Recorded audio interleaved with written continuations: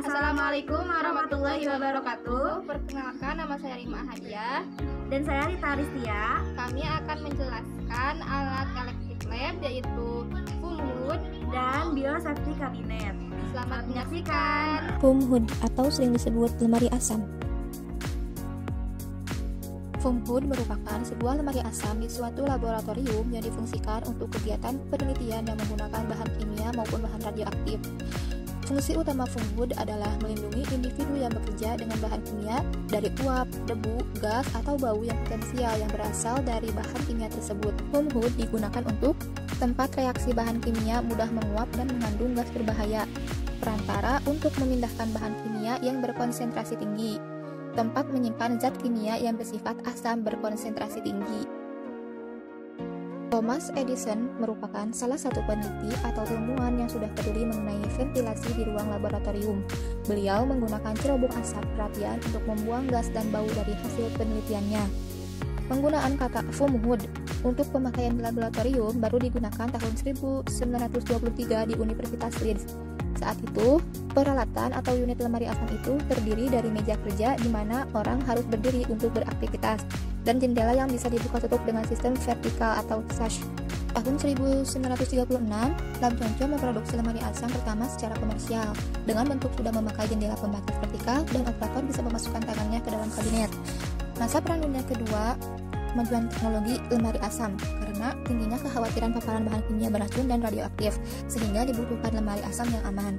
Setelah itu, barulah banyak model lemari asam dibuat dengan banyak rekayasa, mulai dari bahan bodi, sistem penyaringan, hingga rekayasa aliran udara, kecepatan blower hisap, hingga rekayasa menemukan cara terbaik untuk mendapatkan aksi maksimum blower hisap namun hemat energi listrik. Lemari asam awalnya terbuat dari kayu, tetapi sekarang kebanyakan lemari asam dibuat dari baja karbon berlapis epoksi. Terdapat dua jenis lemari asam, yaitu lemari ducting dan juga lemari ductless atau tanpa ducting. Kedua jenis ini memiliki prinsip kerja yang hampir sama, yaitu blower yang terpasang di bagian luar akan berputar dan menghisap udara dari bagian lemari asam. Biasanya, antara blower dan lemari asam dihubungkan oleh pipa atau selang yang sesuai ukurannya dengan blower. Lalu, blower yang menyala akan menghisap udara dari pintu blower. Kemudian, uap, gas, debu, atau mikroorganisme berbahaya akan terhirup bersama dengan udara melalui mesin blower. Di bagian luar, terkadang dipasang trapping atau scrubber untuk menyaring atau menjebak senyawa berbahaya agar tidak mengkontaminasi udara luar. Spesifikasi foam hood tipe lab 120 dan 150. Ukuran: panjang 150 dikali lebar 80 dikali tinggi 240. Panjang 150 dikali lebar 80 dikali tinggi 240. Meja kerja: solid pelonic resin 6 mm chemical resistance. Interior: solid pelonic resin 6 mm chemical resistance. Sash door tempered glass 5 mm. Structure: steel color rolled steel DSG 3141 SPCC SD. Thickness 1,2 mm. All part steel by pickling.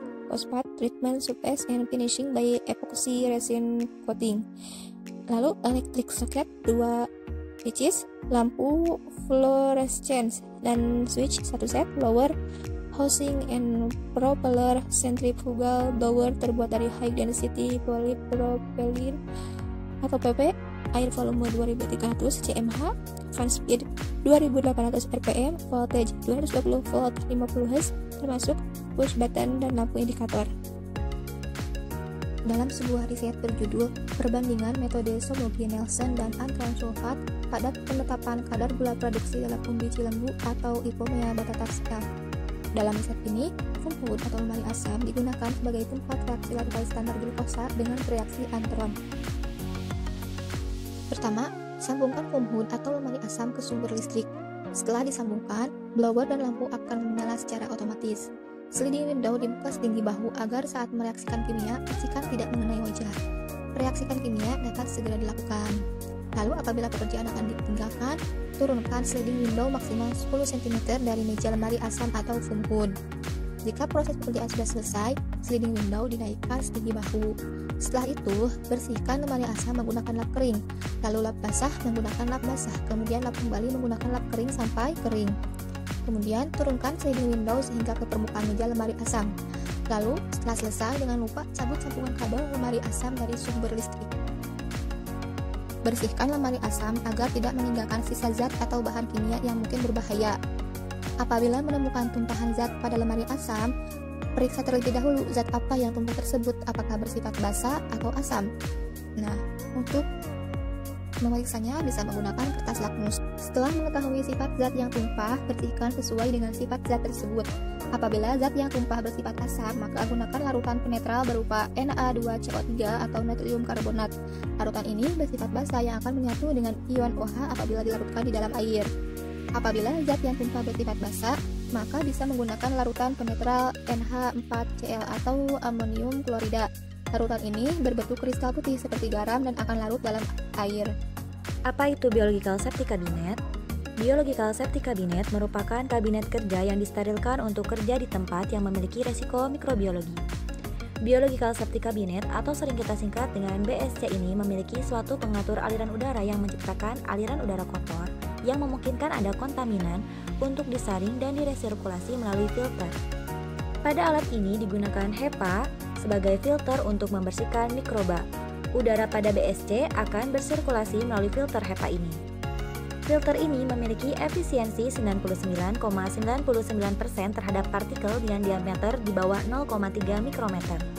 Berdasarkan kelompok risiko terhadap bahaya biologi, Biosafety Cabinet ini dibagi menjadi 3 kelas, yaitu kelas 1, kelas 2 yang dibagi menjadi A1, A2, B1, dan B2, dan kelas 3. Kutipan dari Suhardi dan kawan-kawan pada tahun 2008. Sejarah Biosafety Cabinet dibangun pada awal abad ke-20 oleh Robert Koch yang membangun kabinet biocontainment. Pada tahun 1909, perusahaan farmasi Mulford di Glenolden, Pennsylvania merancang tudung berventilasi untuk mencegah infeksi dari Mycobacterium tuberculosis selama persiapan tuberkulin. Dan pada tahun 1943 mulai ditemukan HEPA filter. Sistem ini menciptakan aliran udara melalui penggunaan tungku yang juga digunakan untuk membakar udara buangan.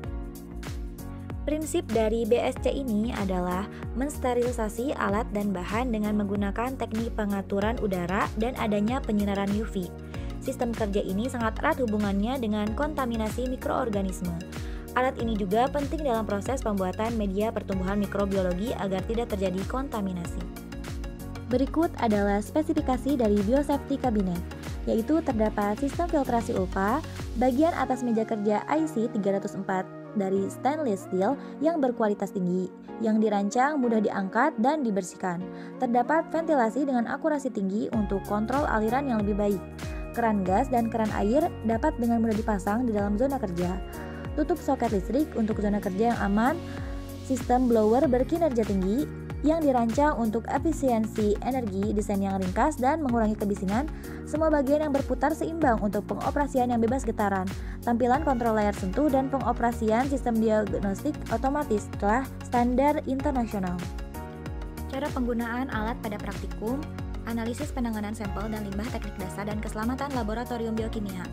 Penelitian ini terdiri dari beberapa tahap, yaitu fraksinasi ekstrak teh hijau komersil, uji sitotoksitas LC50 dengan brain stream lethality test, uji fitokimia dan pengujian ekstrak dan fraksi pada sel MCM, B2, dan sel Vero. Penggunaan Biological Safety Cabinet dianjurkan dalam tahap ini dengan harapan meminimalisasi penyebaran patogen.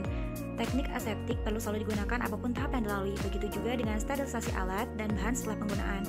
Sterilisasi dapat menggunakan oven untuk sterilisasi kering atau alat-alat dan autoclave untuk sterilisasi basah atau bahan-bahan. Cara penggunaan dari Biosafety Cabinet. Pertama-tama, hidupkan lampu UV selama 2 jam. Selanjutnya, patikan segera sebelum mulai bekerja. Pastikan kaca penutup terkunci dan pada posisi terendah. Nyalakan lampu neon dan blower, kemudian biarkan selama 5 menit. Cuci tangan dan lengan dengan sabun gemisidal atau alkohol 70% terlebih dahulu. Usap permukaan interior BSC dengan alkohol 70% atau desinfektan yang cocok dan biarkan menguap. Masukkan alat dan bahan yang akan dikerjakan, jangan terlalu penuh karena memperbesar risiko kontaminan. Kemudian atur alat dan bahan yang telah dimasukkan ke BSC sedemikian rupa sehingga efektif dalam bekerja dan tercipta areal yang benar-benar steril. Jangan menggunakan pembakar bunsen dengan bahan bakar alkohol, tapi gunakan yang berbahan bakar gas. Kerja secara aseptis dan jangan sampai pola aliran udara terganggu oleh aktivitas kerja. Setelah selesai bekerja, biarkan 2-3 menit supaya kontaminan tidak keluar dari BSC. Kemudian, usap kembali permukaan interior BSC dengan alkohol 70% dan biarkan menguap lalu tangan dibasuh dengan desinfektan. Terakhir, matikan lampu neon dan blower.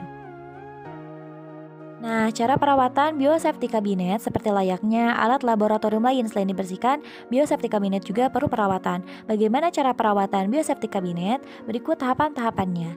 Pertama, matikan setelah digunakan. Blower dan lampu yang digunakan secara terus-menerus tanpa adanya kegiatan akan menambah masa pakai lampu, blower, dan HEPA filter. Karena itu, sebaiknya dimatikan bila tidak digunakan. Segera membersihkan tumpahan. Bila terjadi tumpahan baik itu bahan infeksius atau bahan kimia, sebaiknya segera dibersihkan saat itu juga untuk mengurangi kemungkinan terjadinya kontaminasi dan korosi pada biosafety cabinet. Kemudian lakukan UV secara berkala. UV pada biosafety cabinet adalah hal yang perlu dilakukan dengan harapan dapat mematikan mikroorganisme lain sehingga bisa menurunkan kemungkinan terjadinya kontaminasi. Mungkin cukup sekian dari pembahasan yang kami sampaikan. Mohon maaf apabila masih banyak kekurangan. Wassalamualaikum warahmatullahi wabarakatuh.